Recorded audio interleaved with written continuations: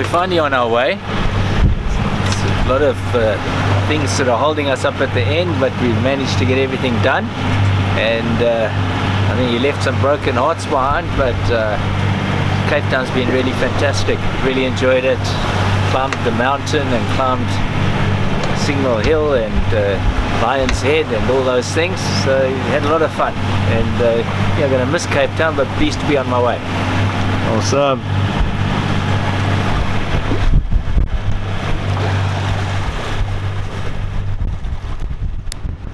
We left Cape Town on the evening of the 8th of February 2017 for the 1,700 nautical mile crossing of the South Atlantic to St Helena. Having watched the weather carefully, we enjoyed great conditions.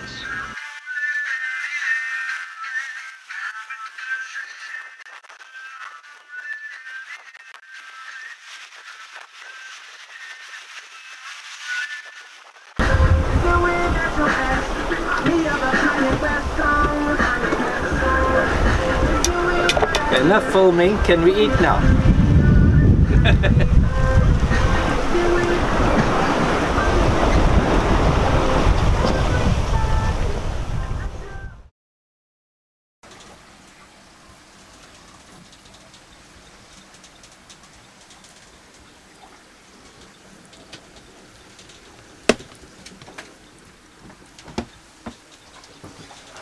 Fantastic, eh? So we've gone from over 0 degrees longitude, and it's only going to happen once in a circumnavigation, so that's the main event.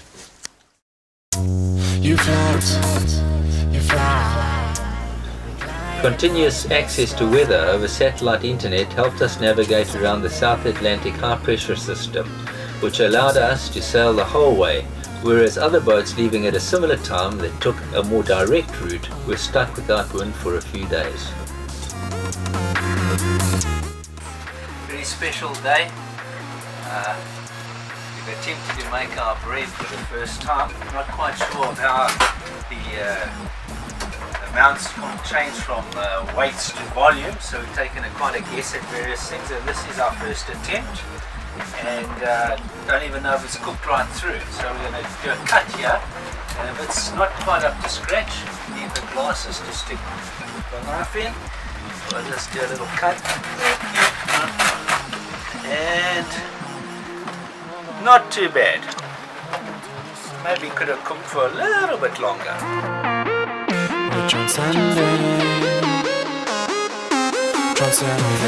This is guaranteed.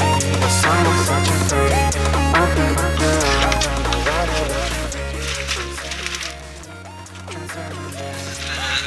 Fish processing plant today. It's at least 2 to 3 meals.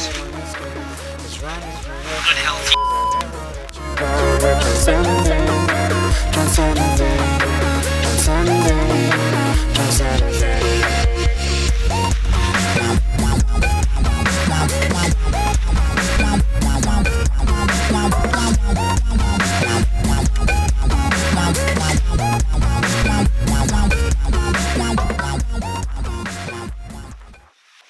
So we're arriving in St Helena. It's the morning of the 20th. We did really good mileage over the last couple of days, and we're really expected to arrive here yesterday evening. And we sort of spent the last 24 hours to 48 hours trying to slow the boat down to arrive here in daylight hours, and we've timed that perfectly because this morning it's probably as the sun was coming up, we were just arriving here at St Helena. We've had the rods out, and as we hit the drop off here, we've pulled the Dorado onto the boat about 5 minutes ago. Hope to get maybe 1 or 2 more. And this island really looks very impressive. It's some steep cliffs and very deep here, so massive drop off, so we're looking forward to some good fishing. And yeah, there's some exciting things on this island that we're looking forward to, seeing Napoleon's place where he was sort of exiled and jailed here once he was captured. Some very old tortoises, and yeah, just looking around this impressive island and seeing all that it has to offer.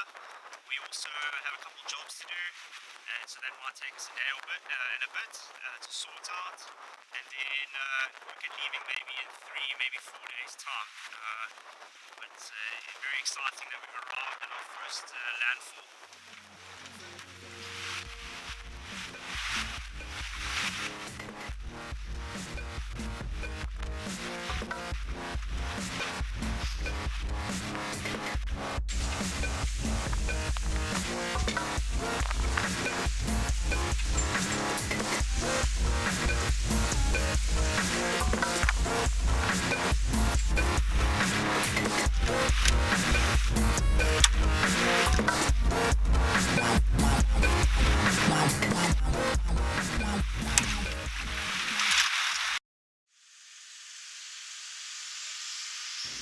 We were excited to step ashore at the historic port of Jamestown, this being our first landfall.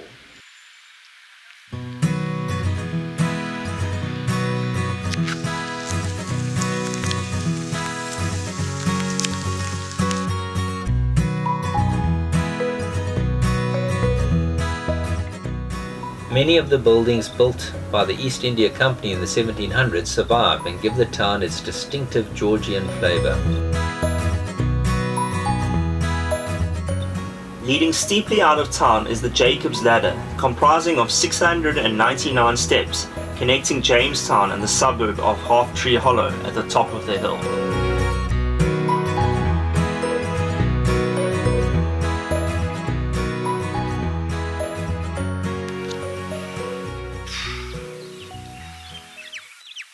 want me to tell you about the climb? Yeah. I've just summited the famous Jacob's Ladder.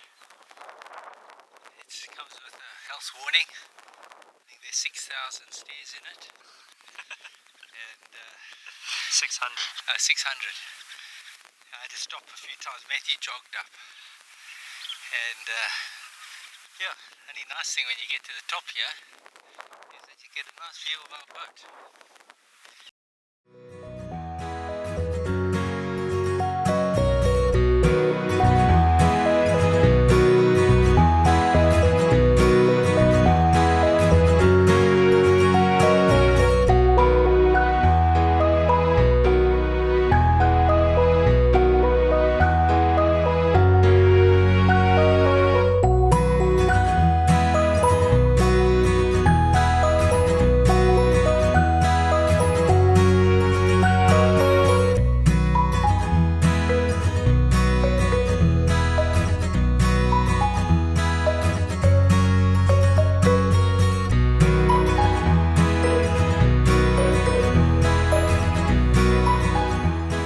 We visited the governor's residence, Plantation House. The grounds are home to at least 5 giant tortoises, and possibly the world's oldest living tortoise, named Jonathan, lives here and belongs to the government of St Helena. It was estimated that he was hatched in 1832 in the Seychelles and moved to St Helena in 1882. He could now be the oldest known living reptile, currently 185 years old.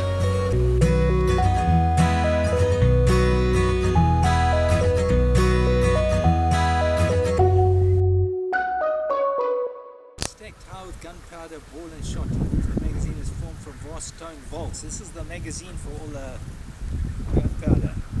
To prevent enemy fire from blowing up. Fittings inside, even nails and screws are made of brass or copper to avoid sparks.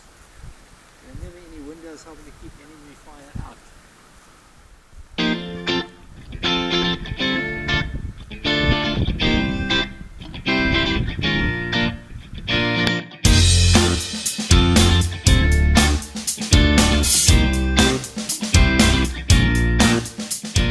High Knoll Fort was built in 1799 as a circular tower to assist in defending the island against potential French invaders. During the Second Boer War, Boer prisoners from South Africa were briefly incarcerated at the fort.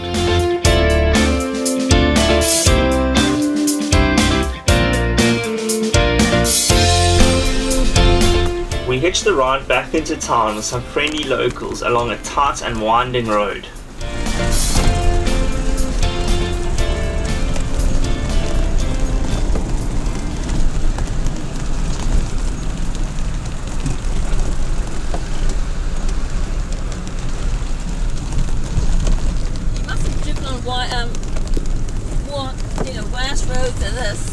This is stunning. This is a special road.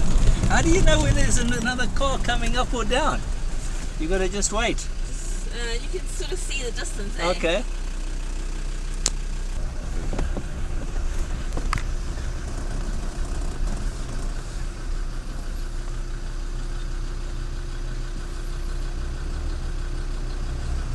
Morning.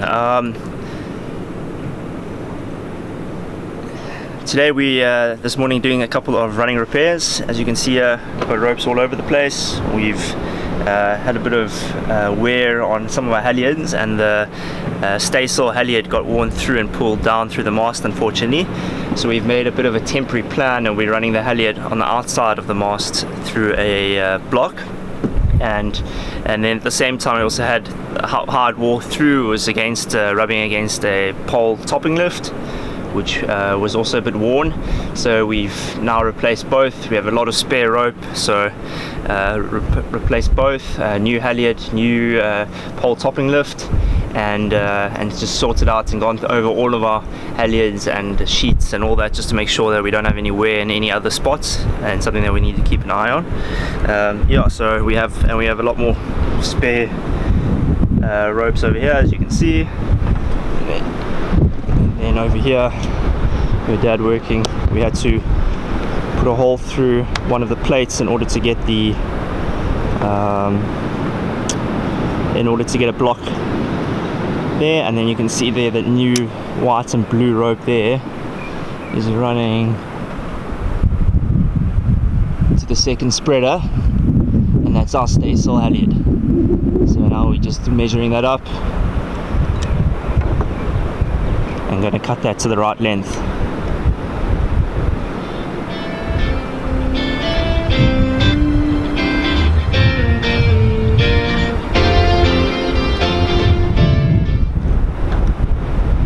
Here in St Helena.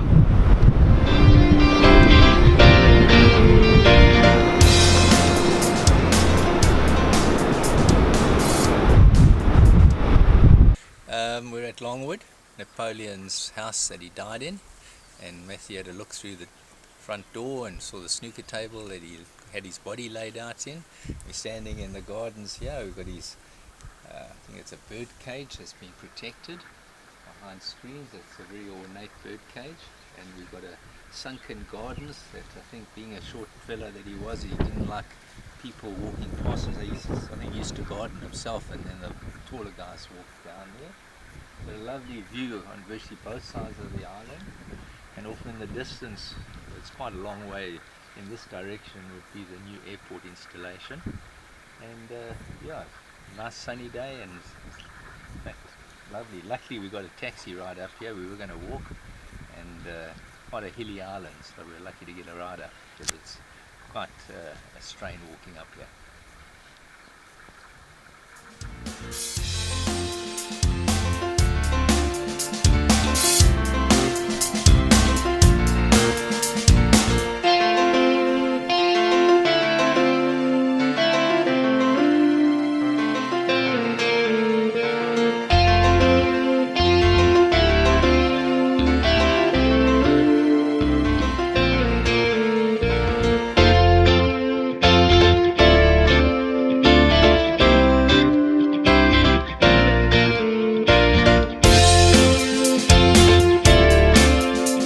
Matthew chilling on Napoleon's favourite steps.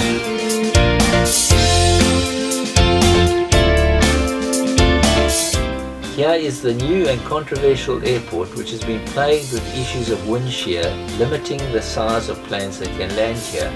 Prior to the airport, St Helena was one of the most remote populated places on earth, measured as travel time from major cities.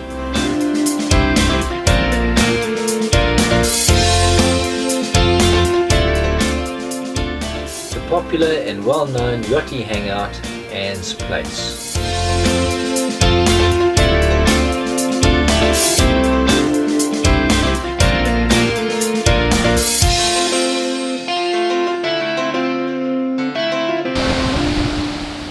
Every person that arrives at St Helena by sea swings ashore on these stairs. Depending on the swell, this can be an exciting exercise.